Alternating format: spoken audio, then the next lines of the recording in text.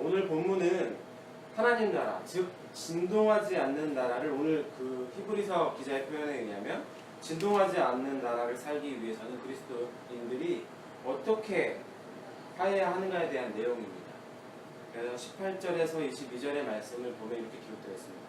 너희는 만질 수 있고 불이 붙는 산과 침침함과 흑암과 폭풍과 나팔 소리와 말하는 소리가 있는 곳에 이른 것이 아니라 하면서 후반부에 그러나 너희가 이른 곳은 하면서 이야기하고 있습니다.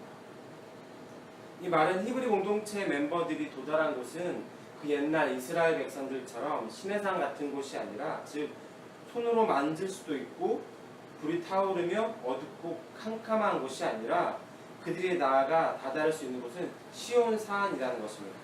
바로 살아계신 하나님의 도성인 하늘 예루살렘을 의미하고 있습니다.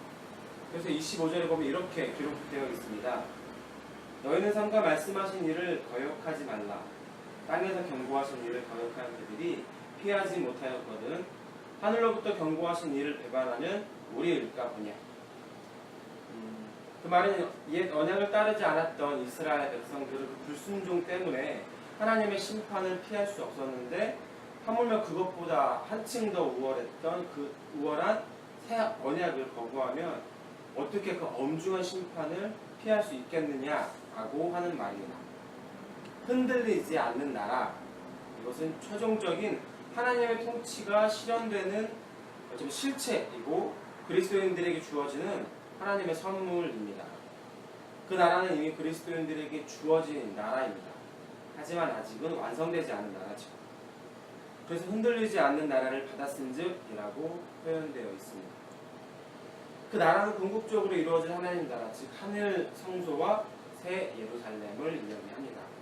그래서 29절에 하나님은 소멸하시는 불이라는 말은 심판하시는 하나님을 표현하고 있습니다. 불신과 불순종을 향한 진멸의 상징으로 볼 수도 있을 것입니다. 화평함과 거룩함을 따르지 않으면 아무도 주를 보지 못하리라고 했습니다. 구원의 조건은 아닐지라도 장차 우리가 하나님의 얼굴을 보는 영광스러운 조건은 될 수 있을 것 같습니다. 사람과 하나님의 관계를 거룩함으로 설명할 수 있다면 사람과 사람과의 관계는 화평함으로 표현하고 설명할 수 있을 것 같습니다. 거룩함은 사실상 우리 사람들의 용어가 아니라 하나님의 용어입니다. 사람이 도저히 도달할 수도 넘볼 수도 없는 단어죠. 거룩함은 한마디로 이야기하면 우리가 알고 있듯이 구별됨입니다.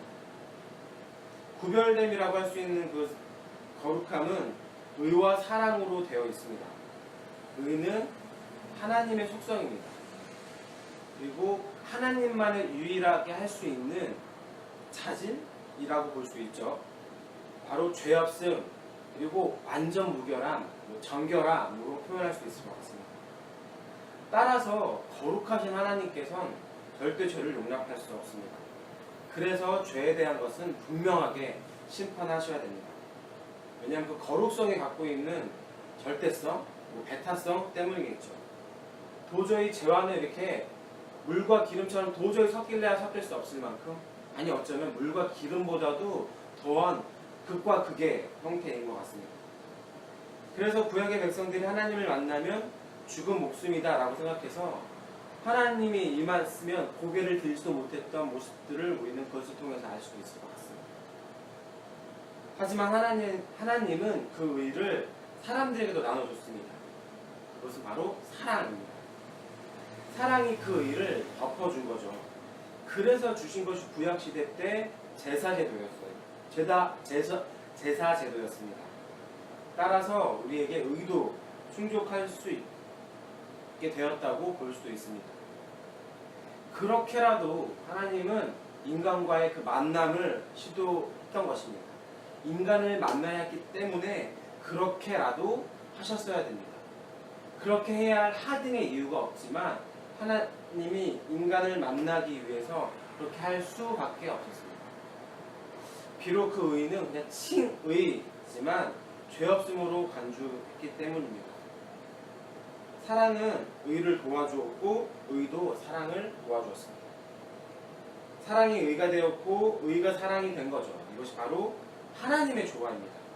인간을 향한 그 계획을 완성시켜 놓으신 분, 이것에 이 사랑과 의가 조화되는 것에 정점을 찍으신 분이 바로 예수 그리스도이십니다. 죄 없는 그분이 피를 흘려서 완벽하게 하나님과 인간, 우리 인간을 연결해 놓은 다리 역할을 했던 거죠. 그분의 보혈에 의지하면 그래서 하나님은 어떤 인간도 만나 주실 수 있게 되었습니다.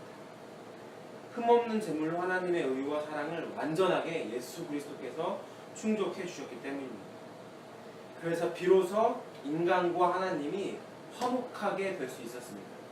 왜냐하면 거룩해졌기 때문입니다. 거룩함 못지않은 것이 아까 이야기했던 화평함입니다.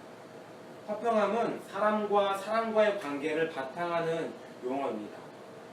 이것은 우리 사람들의 용어죠. 문제는 그것에 대해서 대가가 따른다는 점입니다. 그런데 거룩함은 대가가 없습니다. 오직 하나님의 희생뿐이었습니다. 인간의 영역이 아니었기 때문입니다. 그러나 화평함은 그렇지 않습니다. 그것은 우리가 서로 양보해야 평화가 오고요.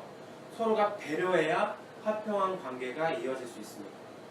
마치 이렇게 하늘색과 초록색, 푸른색인 것 같아요. 색깔만 봤을 때 이 두 가지를 놓으면 그렇게 어울린다는 느낌이 안 드는데, 비록 쨍쨍 내리쬐는 이 하늘이지만 나무를 바라보면서 하늘을 바라볼 때 그 푸른과 하늘에 있는 그 색깔과는 너무나 잘 어울리죠. 마치 그런 것처럼 어울리지 않는 색깔인 것 같지만 파란 하늘과 푸른 나무는 그렇게도 어울릴 수 없고 평화로울 수 없죠. 왜냐하면 서로가 인정했기 때문입니다. 서로가 용납했기 때문입니다. 우리 인간들도 역시 그 화평함을 이루어야 할 것 같습니다. 바울은 로마서에서 이렇게 고백합니다. 할 수 있거든 너희로서는 모든 사람과 더불어 화목하라. 화평을 건강한 인간관계의 기초로 봤기 때문입니다. 예수님도 마태복음에서 화평하게 하는 자는 복이 있나니 그들이 하나님의 아들이라 일컬음을 받을 것이니요 라고 기록하고 있습니다. 화평함을 갖지 않고서는 우리가 그분을 볼 수 없기 때문입니다. 내가 거룩하니 너희도 거룩하라 라고 하나님은 말씀하십니다. 우리로서는 참 쉽지 않죠. 위험한 도전일 수도 있습니다. 실패하면 그만큼의 데미지도 꽤 크기 때문입니다. 그런데 그럼에도 불구하고 우리는 해내야 합니다. 끊임없이 시도해야 합니다. 하나님의 말씀은 진실하지 않은 것이 하나도 없기 때문에 물론 실수할 수도 있습니다. 그래서 우리가 고민하고 낙심할 수도 있습니다. 하지만 받아들이고 다시 한 번 더 도전해야 할 것입니다. 우리는 할 수 없지만 그분께서 우리를 통해서 이루어 주실 것이기 때문입니다. 우리가 할 일은 이 하나님의 말씀을 붙들고 믿는 것입니다. 그렇게 말씀하신 그 분을 신뢰하는 거죠. 나의 경험과 나의 지식 때문에 나는 할 만큼 했어 하고 포기하는 것이 아니라, 나를 의지하는 것이 아니라 하나님을 신뢰하는 것입니다. 그렇게 믿는 만큼 우리는 거룩해질 수 있는 게 아닐까요? 받아들일 만큼 그 말씀이 능력이 되기 때문입니다. 거룩을 부르지 않으면, 우리가 거룩을 끝까지 놓지 않으면 스스로 거룩해질 수 없는 존재가 바로 우리 인간이기 때문입니다. 오늘 우리가 하루 살아갈 때에 어렵지만 힘들지만 거룩했으면 좋겠습니다. 앉아 계신 분이나 이 페이스북을 통해서 듣는 사람들이나 이 말씀을 전하는 저에게나 누구에게나 참 어렵고 무거운 것 같습니다. 그러나 그렇게 구별되게 살아야 할 것 같습니다. 아니, 살아야 합니다. 우리도 세상 사람들과 똑같이 살아가지만 죄를 짓지 않는다는 것입니다. 거룩함이란 건 악과 유혹을 배척하는 거고요. 부정과 싸우는 것입니다. 가지 말아야 할 곳은 내가 단호하게 끊고 가지 않는 것. 만나지 말아야 될 사람은 만나지 않는 것. 생각하지 말아야 될 생각도 있습니다. 그것들을 더 이상 생각하지 않고 끊어내는 것. 대신 포기하는 겁니다. 희생하는 것입니다. 내 유익보다는 남의 유익을 먼저 배려하는 것이고, 돈은 단지 우리의 목적이 아니라 재물이 아니라 비로로 보는 우리의 태도가 필요할 것 같습니다. 하나님의 대체물을 선택하는 것이 아니라 하나님을 선택하는 것이 우리의 해야 할 역할입니다. 우리는 세상 사람들과 같이 살지만 분명한 건 신분이 다르기 때문입니다. 거룩한 그 나라에 들어가야 될 하나님의 자녀라는 신분. 여기서 거룩하지 않으면 그곳에서도 거룩해질 수 있는 방법이 도무지 없지 않을까요? 거룩의 농도를 높이기 위해서 오늘 하루도 몸부림을 하나님께서 분명히 보고 계실 것입니다.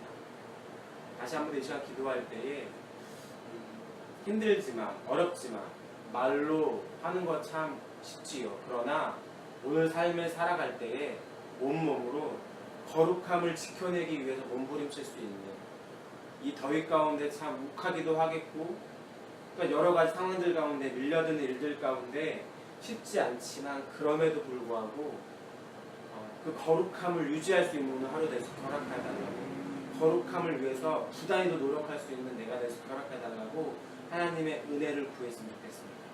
그래서 하나님과 나는 거룩하여지게 허락하시고 사람들과는 화평을 이룰 수 있는 우리가 되어주시게 허락해달라고, 또한 이 밖에 말씀 가운데서 내게 주어주신 그 말씀들을 마음들을 함께 기도하고 각자 가지고 나오신 기도 제목들을 가지고 자유롭게 돌아가셨으면 좋겠습니다. 기도하도록 하겠습니다.